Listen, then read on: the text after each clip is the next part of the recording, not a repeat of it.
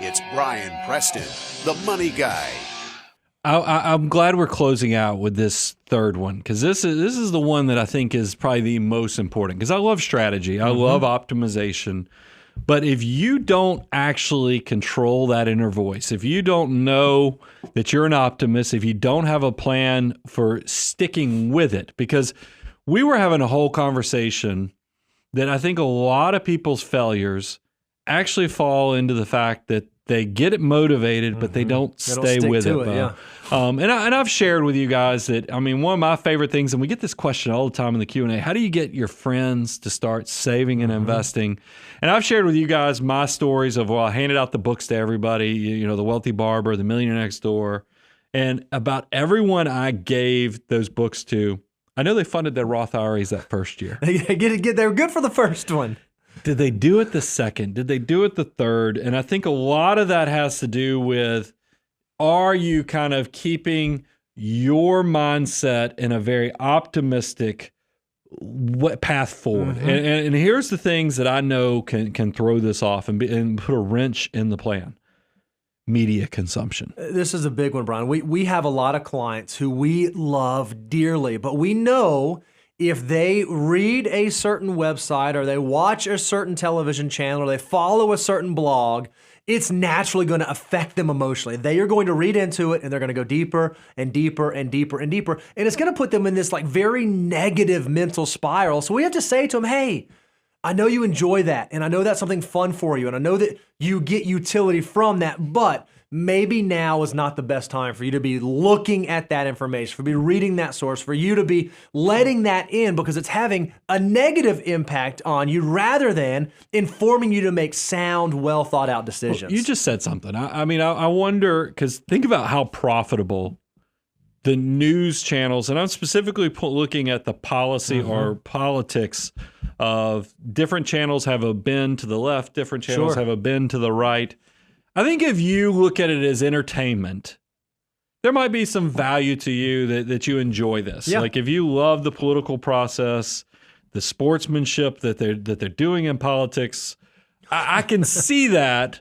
But if it's actually causing you to have reactions that you're thinking, you know what, I should probably go to cash, or this is just too scary. I can't stick to the plan that I built.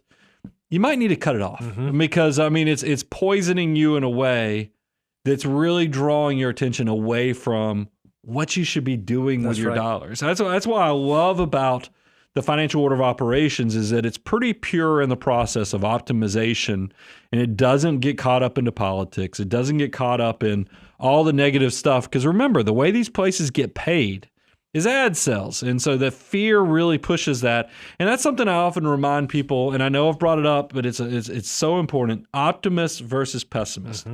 When I was, I've been married 24 years. And I can remember when we were doing some counseling, you go to some of these camps that they do for married couples or something. One of the first things they'll tell you to control is what's the narrative that your inner voice is telling you about your spouse. Because unfortunately, we all listen to that inner voice and believe it. Yeah. So if you can control, is this a positive inner voice, meaning that it's telling me, hey, man, I live in a world where, and I'm switching from relationships, so you don't think this is the way I talk about my wife, but I live in a world where 8 out of 10 years, the markets make positive growth. I also live in a world where human nature is we're innovating, we're growing to a bigger and better tomorrow. And it's not just here in the United States. I mean, we live in a global economy where there's a rising middle class in a lot of places. I mean, that if you can start training your brain about that opportunity, you'll start, and that's why we show you all the charts to keep you on point with this, is because it won't let you get distracted by that pessimistic. I want you to be kind of stuck in the default of being an optimist, because all the research, it's not just our internal research, it's also the research of the Millionaire Next Door and other places that have gone out there and talked to people who've done where you want to be. And they consistently are very optimistic. So start controlling that inner voice. Or how about this? How about something even more pointed in this year? Maybe you're an investor here in the year 2022 and you're saying, the voice is saying, oh my goodness, my portfolio is down 25%. What am I going to do? If you can flip that voice to be optimistic, say, holy cow, the market's down 25%. Man, I'm getting huge sale. I'm able to put my dollars to work in an amazing time. Or maybe you're that retiree. Maybe you're not in the accumulation phase, but you're saying to yourself, you know what? If I can control my spending, if I can control my withdrawal rate through this downturn, this probably means that I'm due for some outsized performance on the other side. When we come out of this, it's going to look really, really good. I just have to make sure that I can weather the storm. I have appropriate cash reserves in place. I've done the appropriate planning.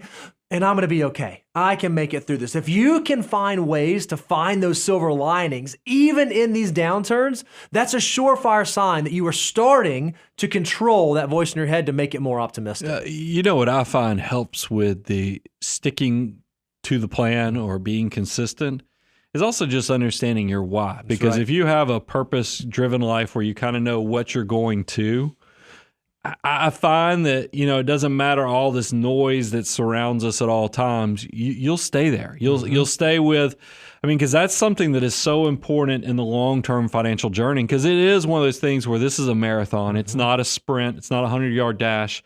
And this is very much a long-term where there's going to be a lot of ebb and flows where you'll feel uncomfortable while the process is even being done appropriately and right. So that's something that if you know your why, and you've asked yourself all the questions, what makes me happy? What am I saving to? Do I know, have I started the plan where I begin with the end in mind? I think it's no different than, and this might be an outdated idea, but I still find it's motivating in the fact that if you know you have a vacation coming up or you have a personal, maybe it's a body goal because you're a workout guy, Bo. It's on. And I thought this was great. Somebody was in here who was a former neighbor of yours who was sharing. You had, when they were visiting your house, a list on the fridge of some of your financial goals.